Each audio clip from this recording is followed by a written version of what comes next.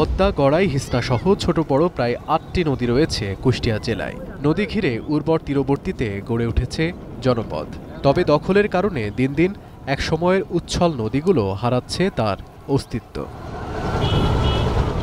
যে যেভাবে পারছে নদী দখল করে গড়ছেন স্থাপনা, আবার অনেকেই নদী দখল করে করছেন মাছ চাষ।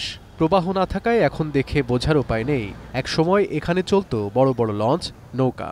নদীর জায়গা দখল করে কিছু অসাধু ব্যক্তিবর্গ যারা গরুর খামার বা দোকানপাট, বাড়িঘর নির্মাণ করছে, সেই বাড়িঘরের নির্মাণের কারণে নদীর জায়গা বা নদীর যেই প্রশস্ত ছিল সেটা সংকোচ হয়ে আসছে। দখল এবং দূষণমুক্ত হয় তাহলে পরিবেশের ভারসাম্য যেমনি হবে, পানির প্রবাহ ঠিক থাকবে। আস্তে আস্তে পরিবর্তন, জায়গা বন্ধ হয়ে যাচ্ছে, গোসল করার জায়গা নাই, পানি নাই।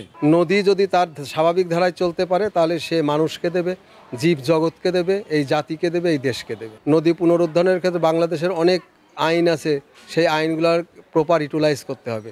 দখলদারের বিরুদ্ধে জেল জরিমানা সহ নানাবিধ শাস্তিযোগ্য অপরাধ আছে, কিন্তু নেই শুধু আইন প্রয়োগের ব্যবস্থাটুকু।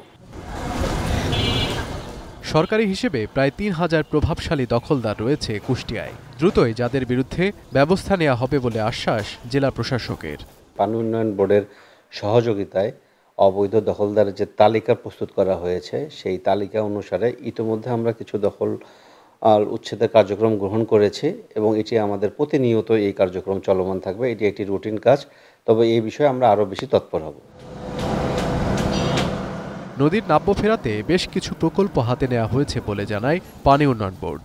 খননের সাথে সাথেই উচ্ছেদ কার্যক্রম পরিচালিত হয়। যেহেতু উচ্ছেদ করার পরে যদি সেটা কার্যক্রম পরিচালিত না হয়, সেক্ষেত্রে আবার দেখা যায় যে অবৈধ দুষ্কৃতিকারী কিছু লোকজন এগুলোর অবৈধ স্থাপনা করে। সেক্ষেত্রে আমরা দীর্ঘ পরিকল্পনা হিসেবে ডিপিপিতে আমরা এটা অন্তর্ভুক্ত করছি। ডিপিপি পাশ হলেই আমরা এটার উচ্ছেদ কার্যক্রম শুরু করব। দখলমুক্ত হয়ে নদী ফিরে পাবে তার হারানো অস্তিত্ব। নদী তীরে দেখা যাবে ভেসে থাকা নৌকা, এমন স্বপ্ন কুষ্টিয়াবাসীর।